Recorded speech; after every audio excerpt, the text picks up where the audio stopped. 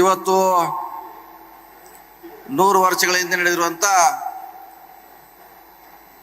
ಸಂದೇಶವನ್ನು ಮತ್ತೆ ನಾವು ಇವತ್ತ ಹೊಸ ಸಮಾಜಕ್ಕೆ ಪರಿಚಯ ಮಾಡುವಂಥ ಕಾರ್ಯಕ್ರಮ ಅಂತ ನಾನು ಇವತ್ತು ಭಾವಿಸ್ತಾ ಇದ್ದೇನೆ.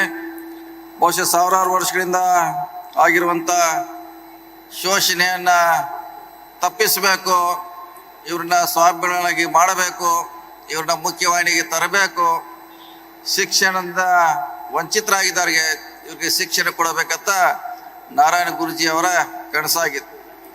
ಅವರ ಪ್ರಯತ್ನದಿಂದ ಇವತ್ತು ಸಮುದಾಯದಲ್ಲಿ ಬಹಳಷ್ಟು ಉದ್ಯಮಿಗಳಾಗಿದ್ದಾರೆ, ಶಿಕ್ಷಣ ಪಡೆದಿದ್ದಾರೆ, ಪ್ರಮುಖ ರಾಜಕಾರಣಿಗಳಾಗಿ ಇವತ್ತು ರಾಜ್ಯನ ಆಳಿದ್ದಾರೆ. ಅದಕ್ಕೆ ಕಾರಣ ನಾವು ನಾರಾಯಣ ಗುರೂಜಿ ಅವ್ರನ್ನ ನೆನೆಸ್ಕೊಳ್ಬೇಕಾದ ಭಾಳ ಅವಶ್ಯಕತೆ ಇದೆ ಅಂತ ನಾವು ಭಾವಿಸ್ತಾ ಇದ್ದೇನೆ.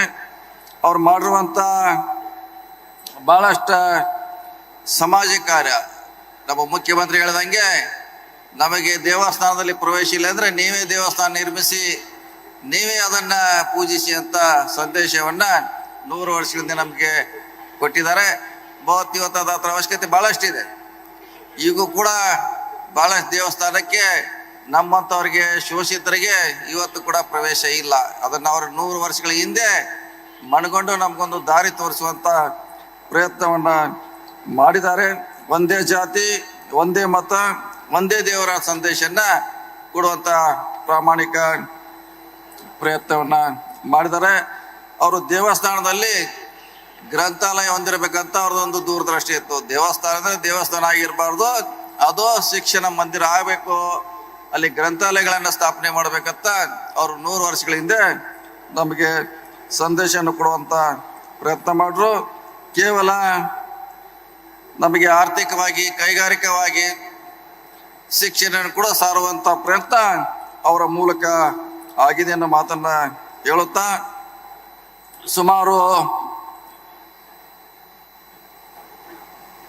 ಜಾತಿ ವ್ಯವಸ್ಥೆ, ಅಸ್ಪೃಶ್ಯತೆ, ಸಾಮಾಜಿಕ ಅಸಮಾನತೆ ಇವುಗಳನ್ನು ಹೋಗಲಾಡಿಸ್ಲಿಕ್ಕೆ ಅವರ ಪ್ರಯತ್ನ ಭಾಳಷ್ಟಿದೆ.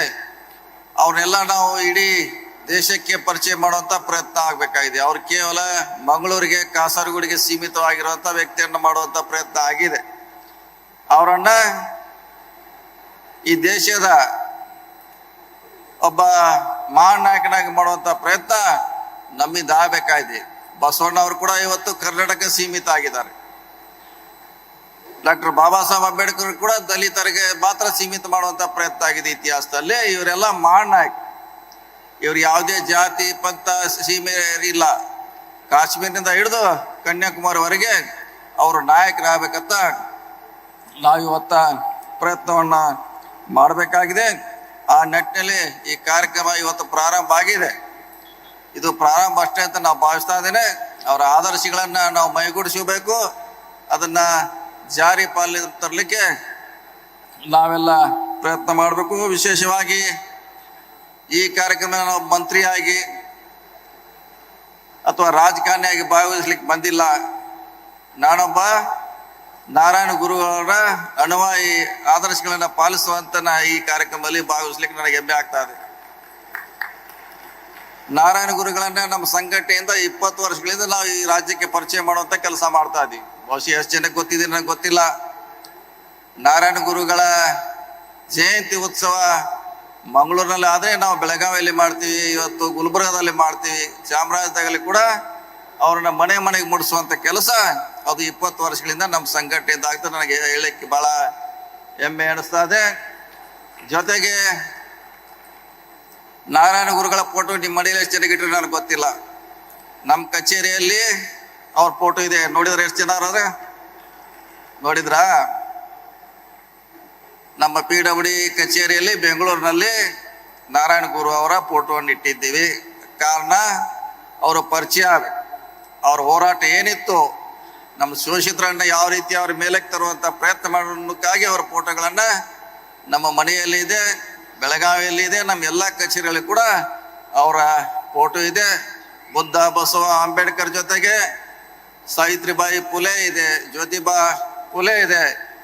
ಕೊಲ್ಲಾಪುರದ ಶಾವ ಮಹಾರಾಜರನ್ನ ನಾವು ಇವತ್ತು ಪರಿಚಯ ಮಾಡುವಂಥ ಪ್ರಯತ್ನ ಮಾಡ್ತೀವಿ. ಕಾರಣ ಅವ್ರು ನಮಗೆ ನೋಡದೇ ಇದ್ರು ಕೂಡ ನಮ್ಮನ್ನು ಮುಖ್ಯವಾಹಿನಿ ತರಲಿಕ್ಕೆ ಅವ್ರು ಮಾಡಿರುವಂಥ ಪ್ರಯತ್ನ ಅಪಾರವಾಗಿದೆ ಅಂತ ಇವತ್ತು ಹೇಳುತ್ತಾ, ಇವತ್ತೇನು ಮಠ ಆಗ್ತಾ ಇದೆ, ಮಾನ್ಯ ಮುಖ್ಯಮಂತ್ರಿಗಳು ಕೂಡ 5 ಎಕರೆ ಜಮೀನನ್ನು ಕೊಡ್ತಾ ತಿಳಿದರೆ, ಜೊತೆಗೆ ಸರ್ಕಾರ ಅದಕ್ಕೆ ಅನುದಾನ ಕೊಟ್ಟು ಅದನ್ನು ಬೆಳೆಸುವಂಥ ಪ್ರಯತ್ನ ಆಗಬೇಕಂತ ನಾನು ಕೂಡ ಭಾವಿಸ್ತಾ ಇದ್ದೇನೆ. ಅವರ ಅನುಭವವಾಗಿ ನಮ್ಮಿಂದ ಏನು ಅದಕ್ಕೆ ಮಾಡಲಿಕ್ಕೆ ಅನುಕೂಲ ಇದೆ ಅದನ್ನು ಮಾಡುವಂಥ ಪ್ರಯತ್ನ ಮಾಡ್ತೀವಿ.